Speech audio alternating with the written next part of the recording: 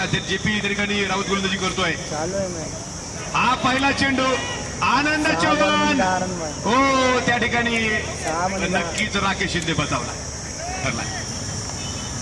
JP Raut 4 चेंडू 8 धावांची गरज. हा चेंडू आता काय हो आपण पाहतोय आणि याच बरोबर निकेतन पाटोळे की राकेश शिंदे पंच इशारा करतील.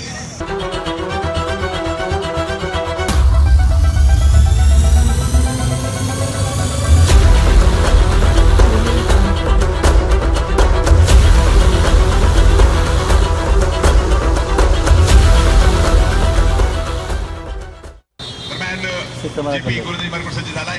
हा चेंडू लेफ्ट आर्म राऊंड विकेट कर्नूलसाठी सरळ खेळलाय. या पहिल्या इनिंगमध्ये बाकी असते.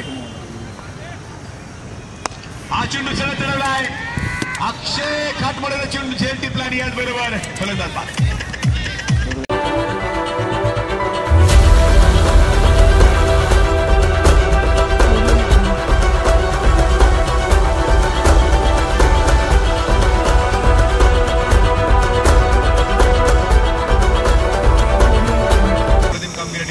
जेपी मोठा चेंडू बाबूसाठी.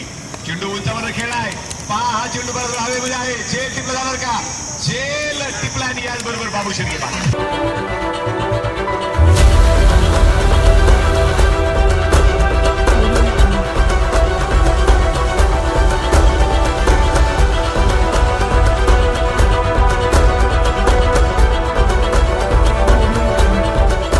ताळ्यांचा गजर करूया. जेपी राऊत.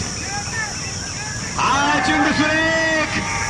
शेवटचा एक चेंडू आणि 6 धावा.